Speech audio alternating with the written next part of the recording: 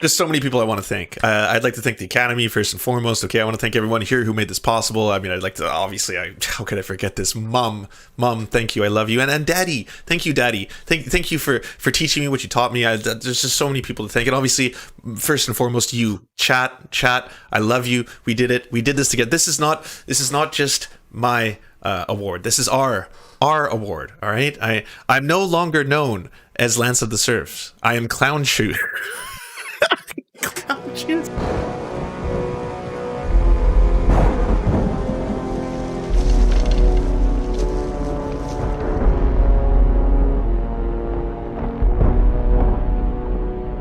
Oh, hi everyone. It's me, Lance. I haven't had a lot of really big, lofty internet goals. That's not why I really started doing any of this. We actually just started making a podcast because it was kind of cathartic for us in the midst of all the strange political happenings around the world. But then as things went on and we started, reaching out and making documentaries on a handful of the, let's just say the right-wing ghouls of the internet, it was neat to see them starting to interact back with us. And I never thought I would be sitting here and about to show you a video that is about myself by none other than the quartering. So this is a big moment. I'm both nervous and excited simultaneously. I'm sure there's a German word for that. Maybe it's Scheiße. But either way, let us explore and see what he has to say about myself. You people, because you're bastard people. That's what you are. You're just bastard people. And I'm going home and I'm gonna bite my pillow. Is what I'm gonna do. This is just all homophobia. It would seem. We'll find out. Yeah, this is incredibly homophobic. Holy smokes, yeah. One of the most privileged and protected people on this platform goes by the name of Carlos Maza. You may I really thought he was about to say white people. No. I got the wrong. That would be Bizarro quartering, of course. That would be opposite day. But Carlos Maza has been failing badly at YouTube, and because of that, well, he's lashing out and trying to coordinate a full. He started a brand new channel, I believe, 3 months ago. He has a sum total of 3 videos, and he's got like 35,000 subscribers already. And I think a handful of videos already have like 110,000 views. So, I mean, he's failing up. I would say. My question is, YouTube, isn't this targeted harassment? Isn't this targeted? Basically, Carlos Maza is bullying people. I mean, I've been a YouTuber for over a decade across. I'm gonna guess he probably doesn't know what harassment is or hate speech or, I mean, a handful of concepts as well. So he's not gonna go down that whole road. I mean, it would have been awesome if he was like, isn't this racism? Isn't Carlos Maza doing a transphobia? Isn't that the exact same thing? Because that's what I assume these words mean. 5 or 10 different channels, several of them very large, many more of them never made it. But never in my life have I encountered somebody so hypocritical that I couldn't help myself, that I had to cover them. Carlos Maza is the socialist, right? The guy, the eat the rich guy. Except, remember that YouTube socialist Carlos Maza slams the wealthy. Oh shit. He's breaking the story. The story that came out a month ago. But he's got it. He's got that March 7th. 2020 coming at you. Oh shit. Carlos Maza doesn't like rich people. The social media socialist with more than 150,000 followers on Twitter and YouTube combined regularly uses his platform to rail against the wealthy and powerful and urges fans to be skeptical of their opinions. Just found out James Carville, who spends his time lecturing Democrats about being too far left, lives in an absolutely obscene 4-store mansion, Maza said. Well, like any good online socialist, Maza raises money for his internet presence through a Patreon account where, quote, comrades, a word used to describe his supporters, can fund him in increments of $2, $5, and $10 a month. But if Maza wants to start eating the rich, he may have to begin with his own family. Through his clan, the Millennial Firebrand is connected with multiple Florida mega mansions, a $7.1 million pad on the Upper West Side purchased under an LLC, and a yacht by luxury boat maker Donzi. Maza's mother, Vivian Maza, was one of the first employees at Ultimate Software, a Florida-based behemoth that now employs 5,000 people. Starting in the 90s as an office manager, she ultimately rose to the group's chief people officer in 2000.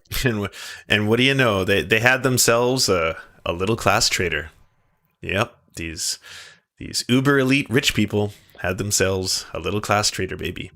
And that baby grew up to be Carlos Maza. Vivian and Scott have also pitched down on the rent for Carlos' chic East Village pad, just across from Tompkins Square Park. Friends tell the Post, rent for one bedrooms in Carlos is upward of $3,000 a month. Quote, I think a lot of these people are unhappy. I'm sure this guy's just craving some attention, Carvel told the Post. I don't have $1 billion, but whatever I have, my daddy didn't give it to me. I think I inherited $11,000.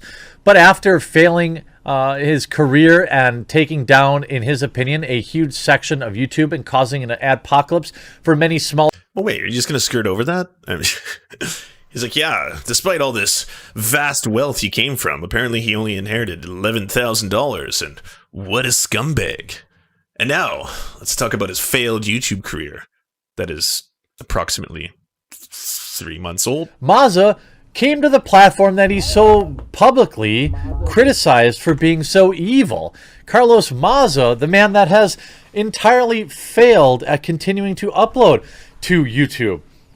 You know, to be a YouTuber, you should probably upload videos. I mean, you've got literally nothing else going on in life. How are you supposed to fight the revolution if all you do is upload one video a month to a whopping 90,000 views?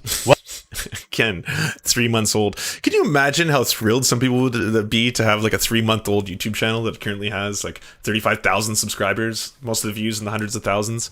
I mean, yes, he does have brand recognition, I gotta say that. Yeah, so here's the thing. If you're like the Quartering, what you do is you record yourself doing a 2 to 3 hour stream every day, and then you take that and you edit that, you cut it up into like 16 videos, and then you just flash upload that, and you're done for the day. And then you get to say, hey, by the way, mommy, I'm a YouTuber, because you see all my uploads. See, based on the amount of uploads, that means I do the YouTube, so I'm cool.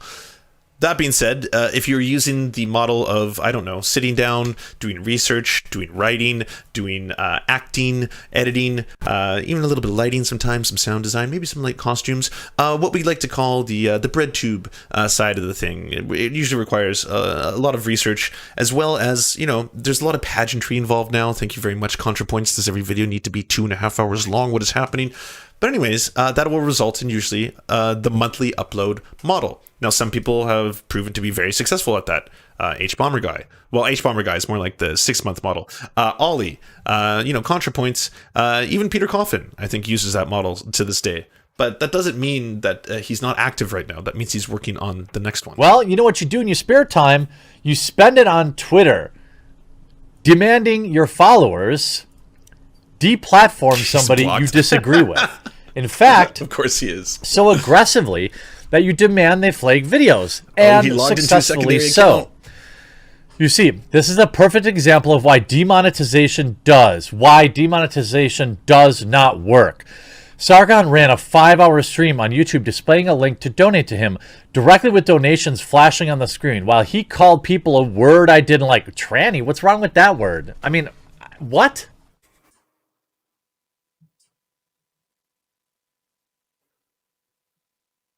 I know trans people that call people tranny. What are you talking about?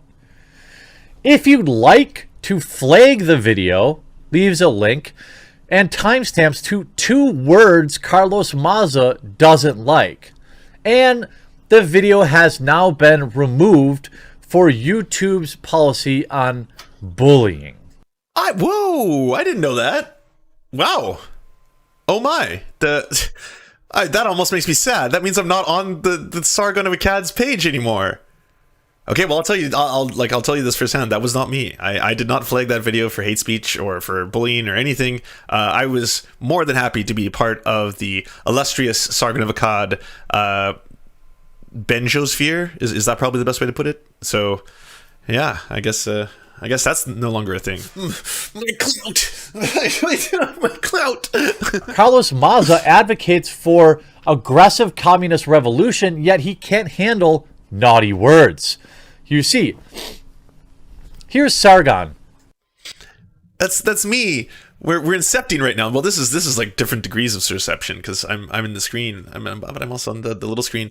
There's 3 lances right now. There's one dos y tres in the corner here. 300,000 subs, calling another YouTuber a word I don't like.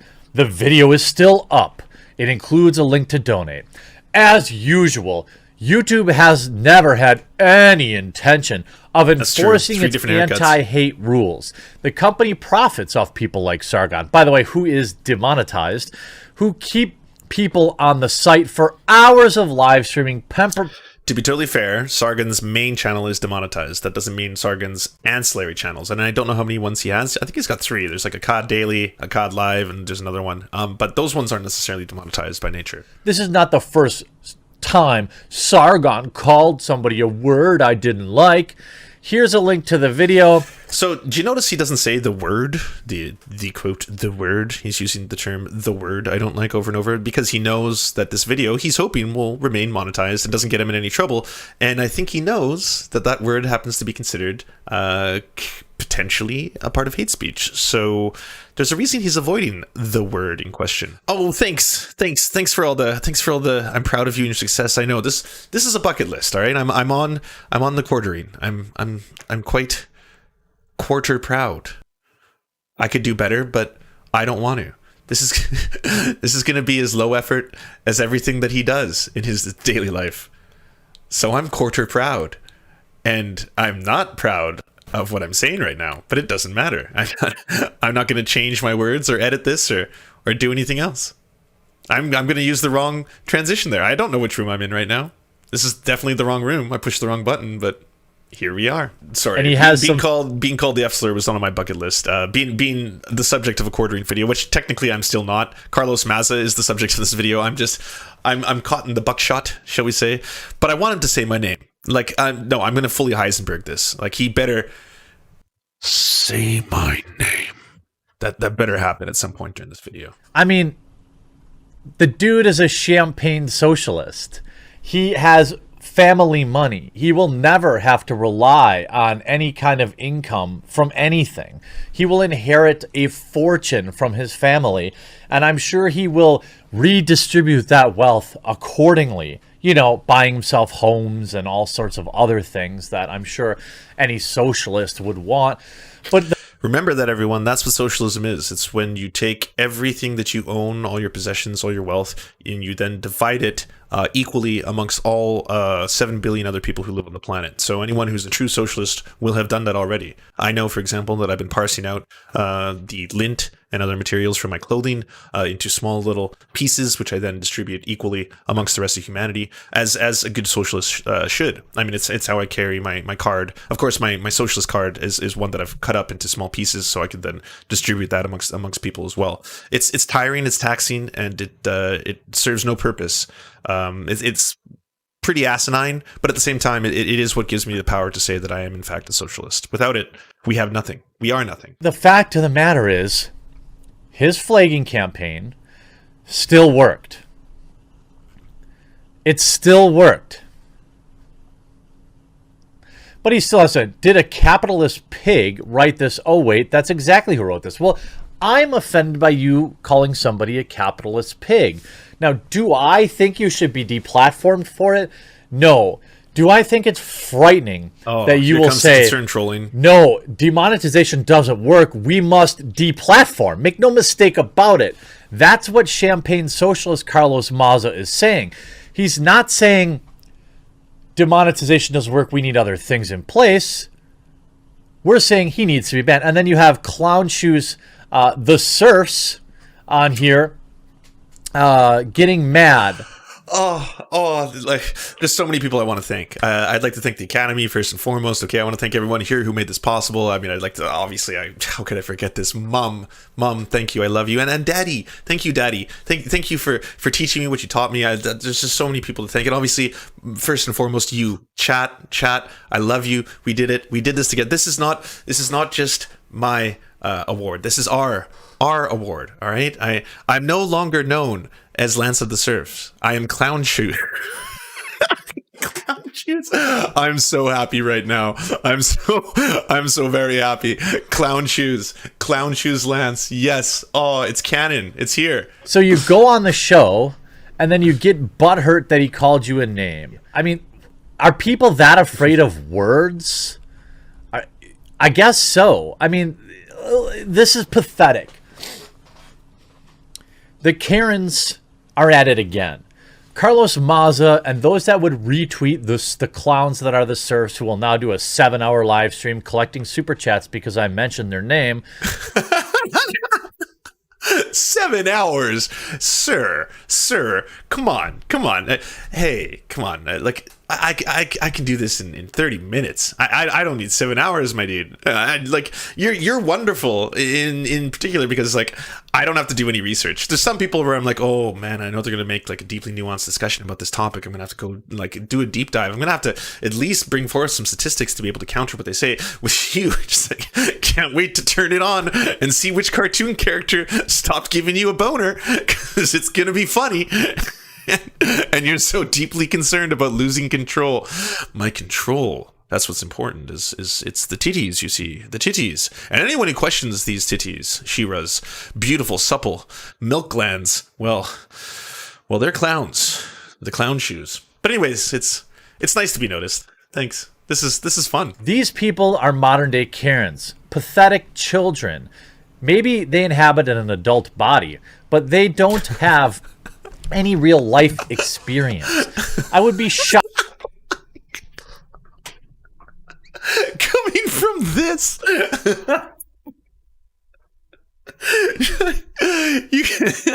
come on, let's see this. She-Ra the portrait. Again, this is the man who just called me a grown man baby clown shoes. Of course, because I would focus apparently hours upon his content. And again, let's keep in mind the video that Sargon of Akkad produced on me took 5 hours. It's a 5-hour long stream video. But anyways, I digress. So for the man again calling me a man child, this is 1, 2, 3, 4, 5. 5 videos on She-Ra and She-Ra's looks, tits, ass, body, again, for a children's cartoon. A children's cartoon, sir. Not to mention the very last one, it's like, you're so happy. The She-Ra nightmare is finally over. Totally no agenda, though. You don't have to watch. It's not for you. You're not the target demographic. It's for kids. It's for children. So the nightmare was over. It's a nightmare of your own design. It's like, oh, they've lifted the curse. The curse is my own creation. Finally. Oh, the plight of the quarter team.